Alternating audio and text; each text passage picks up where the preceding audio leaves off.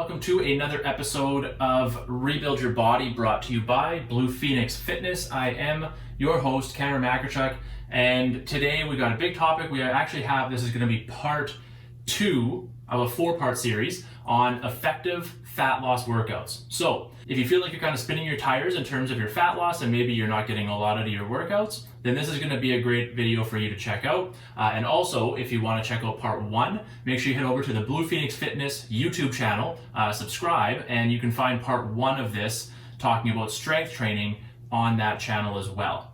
So today we're talking about number 2 on the pyramid of effective fat loss workouts. So back in part 1, I talked about how when we look at our fat loss workouts, when fat loss is the goal, there's a very clear hierarchy of effectiveness when it comes to our workouts, and not all exercises created equal. So in part 1, we talked about the very top of that pyramid.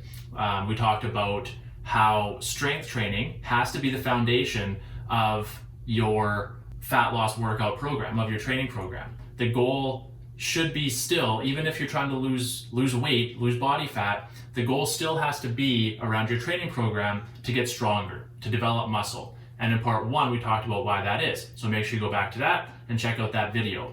Today, we're going to talk about what most people probably think of when they think of fat loss workouts. And that is high intensity interval training or metabolic training. Now, this is something I know a lot about. I wrote a chapter in a book on this topic, like I mentioned in part 1, and my chapter in this book that's framed on the wall over here was all around metabolic training for fat loss. Now, this book was written 2012, so about 8 years ago now, and over this last 8 years, I've developed a certain strategy, a certain system, and a certain way that I design these metabolic training workouts. And I call that system F.I.R.E workouts. So F.I.R.E workouts are full body, high intensity, resistance-based exercise. My F.I.R.E system, I kind of base it around, there's a lot of different ways we can go about this, but I like to do it in terms of either intervals, density training, or complexes. Okay, there's a couple other methods that I use in there as well too. We get into ladders and challenges and some other really cool things. But the 3 main ones I like are intervals, density, and complex. So we're going to talk about each of those 3 here in a second. But before we get to that, what exactly are F.I.R.E workouts? Full body, high intensity, resistance-based exercise. So basically all that means is that we're taking exercises that you would normally use in a strength program, something like squats, dumbbell rows, push-ups, resistance-based exercises like that, and we're putting it together, we're designing it in a way that keeps your heart rate elevated, or elevates your heart rate, lets it come back down, and then spikes it again, lets it come back down, and spikes it again, okay? And the reason we do this is because research has proven over and over and over again that spike and then come back down, spike and come back down in your heart rate is actually shown to be up to 9 times more effective at burning fat, like burning actual body fat, than traditional long steady state cardio that you would do, like if you were going out for a run or if you were on the elliptical for half an hour. This type of training, metabolic training, high intensity interval training, F.I.R.E workouts, they are up to 9 times more effective at burning body fat than those types of other options, the elliptical, the running, all of that, all right? So that's why we do it like this. Now you might be thinking to yourself, okay, well if this is a combination of interval training and resistance exercises, then why is strength training still number 1 on the list? Why can't I just do these types of workouts and get the best of both worlds and save myself some time? Well, honestly, you probably could, and you'd be okay. You would lose some fat, you would lose some weight, you would maintain whatever muscle you had. You may even build a little bit of muscle, but the reason we have this at number 2 is just strictly that. Resistance-based exercise in this format is not the best way to build muscle. It's just not. You're not going to be able to load the muscle with as much stress and as much stimulus as you do in a normal strength training workout, in a normal strength training program. So while you do maintain, and maybe you would even get a little bit stronger doing these types of workouts, you're not going to get the same strength and actual lean muscle building effects as you do with an actual strength training program. Okay, so what I always say is that you do strength training, you have your solid strength training program as a base that you're following 3 to 4 days a week. Okay, and then you complement that with resistance-based FIRE workouts, full body, high intensity, resistance-based exercise workouts on your cardio days. So instead of going out for a run, or instead of going on the elliptical for an hour, you do a 20-minute FIRE workout instead. And then that's going to get the high intensity interval training benefits from that. Okay? So that's why that's number 2, not number 1. Now, what do FIRE workouts look like? Well, like I said, we'll talk about these 3 today. These aren't the only 3 ways you can put them together, but they're my probably 3 favorite ways to do interval training. Number 1, intervals.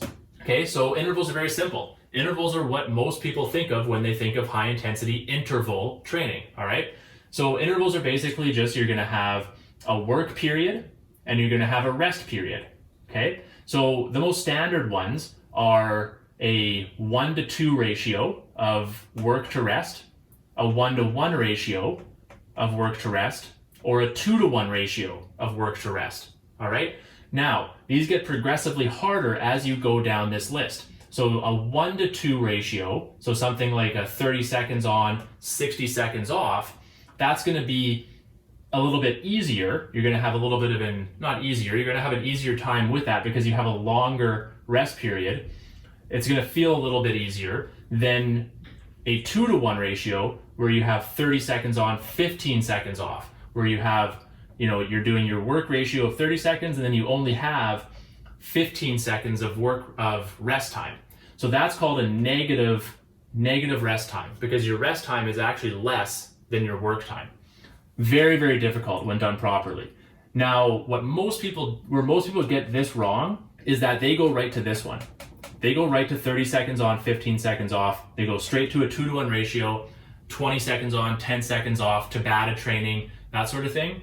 They go straight to here before they have the conditioning to support doing that properly at a high enough intensity, okay? So when you're not conditioned properly enough, this 2-to-1 ratio is not enough time for your heart rate to come back down. And that's where the magic is. The magic in this style of training is having enough rest time to let your heart rate come back down and then spike it back up again, okay? So there's a lot more I could say about that, but basically interval training is the most common. So think of it as like you're going for a sprint. Like you're doing sprints on a bike, you're doing rowing sprints on a rowing machine, you're doing sprints outside on a track where you're going as hard as you can for 30 seconds, and then you're walking or you're resting for 60 seconds, okay? So as hard as you can, and then back off and rest. As hard as you can, back off and rest. This is also the way that I'll usually program workout finishers. So I call them FIRE finishers,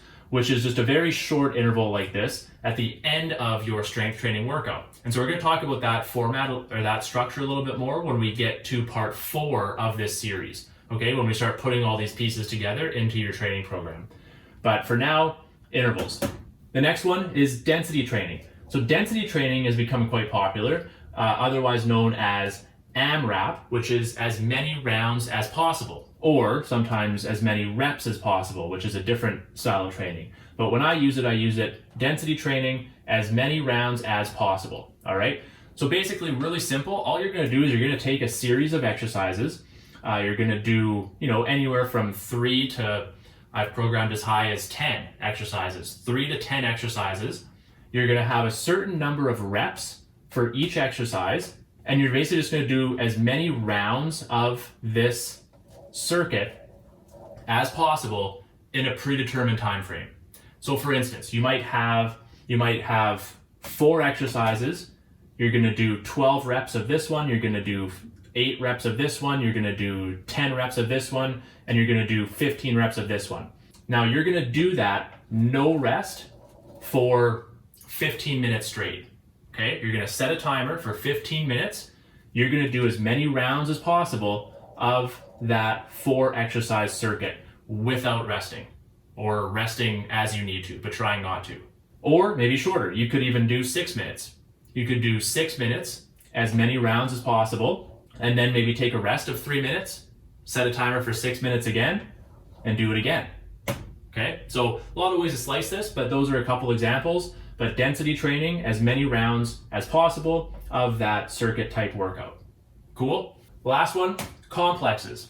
So complexes these are like I said before, they're one of my favorites, obviously, because they're in this 3, but these are often overlooked. Not a lot of people do complexes unless you really know what you're doing. A complex is wickedly hard, very similar to density training. So you're still gonna have, say, 3 or 4 exercises, maybe 3 to 5, but all of the exercises are gonna use the same tool. So for instance, you might do a kettlebell complex. So a kettlebell complex is you would pick up, say a 25-pound kettlebell. You would do kettlebell squats, kettlebell swings, kettlebell rows, and kettlebell overhead presses. For instance, that might not work, but that's maybe not the best way to organize that, but just off the top of my head, that'll do for right now. Basically, you're gonna have 4 exercises with that same kettlebell, okay? You're gonna have, say you're gonna do 8 reps of each of those exercises. Typically, the reps are gonna be the same for all exercises. So 4 exercises, 8 reps of each, all with the same kettlebell, okay? Now you're gonna complete that circuit all with the same kettlebell without putting the kettlebell down. Put a different way, say with that kettlebell example, let's say you were gonna do kettlebell squats, kettlebell swings, kettlebell single arm rows, and kettlebell overhead presses. All right, you're gonna do 8 reps of each of those, and you're gonna do that all the way through, all 4 back to back to back to back, without putting that kettlebell down. So just kind of think about that, wrap your head around that for a little bit, but then at the end of that you would rest. Say you'd rest for a minute, 2 minutes, whatever, and then you'd go back to the top and you would do that all over again. Okay, so the key with the complex is you're not putting that tool down. You're not putting that kettlebell down. Or if you're using dumbbells, you're choosing one weight, one set of dumbbells, and you're not putting those down until you're done all 4 or all 5 of those exercises. Just a little, that one's a little more, not a lot of people do those, it's often overlooked, but it is a very useful FIRE workout strategy, okay? Now, if you would like some FIRE workouts, then I'm gonna give you a URL to go to bluephoenixfitness.com/LM-bodyweight. I'll put this below this video as well. I'll link it in the description. LM-bodyweight-workouts. That's going to get you 21 free FIRE workouts. And there's some interval workouts, there's density workouts. I believe there's some complex workouts, but there's for sure some ladder workouts and challenge workouts in there. But go to this URL. Again, I'll link it in the description box below this video. Grab yourself 21 free FIRE workouts. Now, if you liked that video, if you got a lot out of that, if you got anything out of that, make sure you leave me a comment. Let me know what you found useful of this video, and after that, like the video, give me a thumbs up, let me know you liked it, and if you haven't subscribed yet, I'm not sure why you haven't subscribed, so go ahead and subscribe. There'll be a button over here by my head, or you can hit that subscribe button below. And like I said at the beginning of the video, this is part 2 of a 4-part series. So make sure you go back, check out another video, and it might actually be right above my head there. All right, so thanks for watching, and I'll check you in the next video.